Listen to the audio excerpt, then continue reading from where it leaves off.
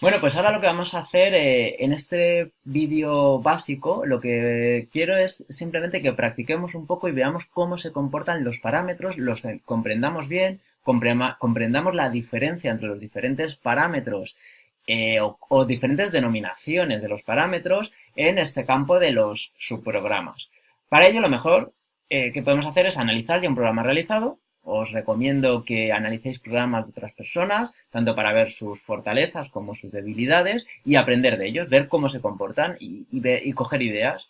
Entonces aprenden mucho no solo programando, sino también viendo lo que hacen otros. Este programa se denomina parámetros, porque bueno, pues vamos a trabajar con ellos. Es un programa que realmente no, que las acciones que van a hacer no tienen sentido, simplemente pues para mostrarnos e instruirnos un poco pues en cómo trabajan estos parámetros. Y bueno, lo primero que encontramos en el programa es la zona de declaración, las declaraciones tanto de constantes como variables. En este caso solo vamos a declarar variables, no vamos a utilizar constantes. Vamos a tener dos variables, la variable a de tipo entero y la variable r de tipo real. Y dentro de esta zona de declaraciones nos encontramos que, lógicamente, se declaran también los subprogramas. En este caso, un procedimiento. Este procedimiento, denominado ejemplo, tiene dos parámetros formales o ficticios. En este caso, como estos parámetros, ¿de qué tipo van a ser? Pues van a ser parámetros de entrada. Es decir, que el valor lo vamos a introducir desde el programa principal, a través de los parámetros reales del programa principal. Estos parámetros, por mucho que se modifiquen dentro del cuerpo del procedimiento, no van a cambiarse fuera del procedimiento. Es decir, aquí se puede modificar, pero este valor n y este valor k se va a mantener constante. Es decir, va a ser el mismo que hayamos introducido dentro del programa principal. Es decir, esas variables o esos parámetros reales que utilicemos a la hora de invocar este procedimiento se mantendrán iguales. Dentro del procedimiento vamos a tener unas variables, también vamos a poder declarar variables, constantes y otros subprogramas, procedimientos o funciones. En este caso tenemos declarada esta variable que se denomina local. Vamos a comparar que, a diferencia de estas variables que son del programa principal que se denominan globales. En este caso, hemos puesto una variable que coincide en identificador, en nombre, con la variable global. Es decir, tenemos una variable global igual a una variable local.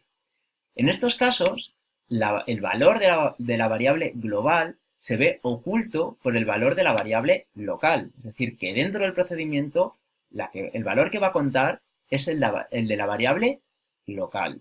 Si yo, por ejemplo, aquí dentro del cuerpo del programa añadiese un más r, fijaros, como esta r no la estamos utilizando aquí dentro, ni la hemos definido aquí dentro de este procedimiento, el procedimiento, el valor que utilizaría de r es el valor de la variable global.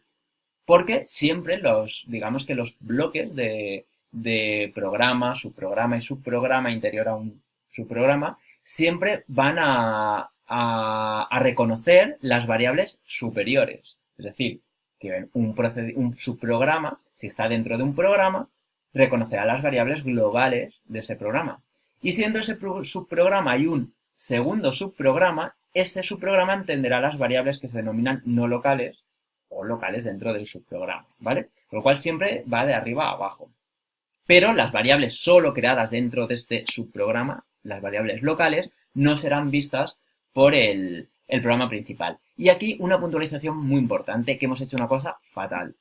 Porque aunque es verdad que este subprograma va a ver las variables globales, estas nunca se pueden directamente modificar o utilizar, o no se deben de utilizar o modificar, aunque se pueda a nivel físico, es decir, el programa o el compilador no me va a dar error, no se debe utilizar así. Es decir, yo esta R, si quiero utilizarla, si quiero utilizar esta R que viene desde el programa principal como variable global, la tendré que introducir como parámetro.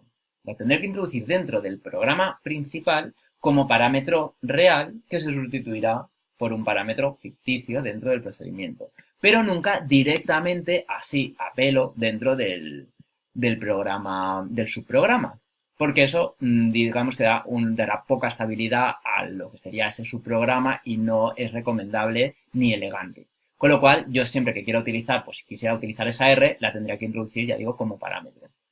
En este caso, como está oculta porque se llama igual que la global, esta no hace referencia a esta global del programa parámetros, sino que está definida dentro del procedimiento, hará referencia o se utilizará dentro del propio procedimiento. ¿Y qué va a hacer este procedimiento? Pues muy sencillo. Suma el valor de n, este entero le suma 2, se lo asocia a A y luego multiplica k por n y por a. Y devuelve el valor a la k. Por lo cual es un programa muy sencillo. Estos variables, estos dos parámetros son, en este caso, de entrada, como hemos dicho, son parámetros, por lo tanto, por valor y no se modifican fuera del procedimiento, insisto, ¿vale? Si yo quisiera modificar uno de estos valores fuera, vamos, que se vieran reflejados las modificaciones que hacemos dentro del procedimiento fuera, tendrían que ser parámetros por referencia. Y los parámetros por referencia siempre se definen con una var delante. Es decir, que si yo la k quisiera que fuera un parámetro de salida o de entrada y salida, tendría que definirlo aquí. Pero en este caso no lo voy a hacer. Vamos a ver, ya hemos visto cómo funciona el procedimiento, pues vamos al programa principal, al cuerpo del programa principal. ¿Qué vamos a hacer lo primero? Inicializar variables. Inicializamos la variable A. Os recuerdo que la global, no la local. Inicializamos la variable R a estos valores. Y ahora lo que vamos a hacer es ejecutar el procedimiento, invocar este procedimiento, introduciéndole estos valores A y R. Estos son parámetros reales, que se sustituyen por, más bien dicho, los parámetros formales o ficticios. Con lo cual, el valor de A, cuando llamamos a este procedimiento, subimos aquí y entonces n pasa a valer A, es decir, 2. Y k pasa a valer 3,5, lo que valía la R, ¿vale? Y son dos posiciones de memoria independientes. El compilador destina unas posiciones de memoria para A y R y otras para n y k.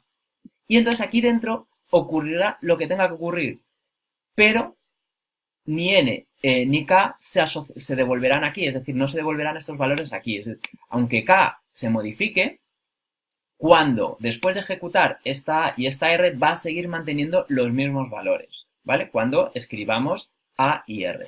Como R es un real, voy a poner así para que no me aparezca en notación científica, ¿vale? Formateo simplemente la escritura. Y al arrancarlo, fijaros, ¿qué aparece? Bueno, pues nos muestra la A, que vale 2, y la R. Voy a poner un espacio, porque si no queda muy cutre y con algún guión, por ejemplo. Y ya, fijaros, pongo las tres expresiones. La variable, estos caracteres y la variable. Arranco otra vez, le doy otra vez y tenemos un 2 y 3,5. Es esto, tal cual. Como hemos definido que sean dos decimales, pues aparece 3. Si pusiéramos un decimal, pues fijaros lo que aparecería, 3,5 sin el 0. Muy bien, pues ahora imaginaros, porque a mí realmente esto no me convence, porque vaya tontería para que hemos hecho este procedimiento. Si la A y la R no se pueden modificar porque aquí hemos indicado que solo son parámetros de entrada, por valor no se modifican, ¿qué gracia tiene esto? Pues yo lo que quiero es que se modifiquen. Con lo cual, si yo ahora pongo var, ¿qué va a ocurrir? Var en la K esta, que la R automáticamente va a pasar a ocupar el mismo espacio de memoria que K. Con lo cual, si R vale 3,5, al llamar al procedimiento, la K va a pasar a valer 3,5. Pero es que ahora todas las modificaciones que se lleven aquí en la K, no en la A, se van a modificar. Con lo cual, esta K es un parámetro de entrada-salida. ¿Por qué es de entrada-salida? Porque yo ya la he definido aquí, con lo cual estamos introduciendo un valor, 3,5, y devolviendo otro valor. ¿Cuál va a ser? Pues vamos a arrancar y vamos a ver cuál es. Fijaros, 28. 28 ha sido el resultado de estas operaciones. Si yo la R no la hubiera definido, entonces aquí estaríamos... No la hubiera definido, no. Pues definido la hemos declarado aquí, más bien dicho. No la hubiera inicializado.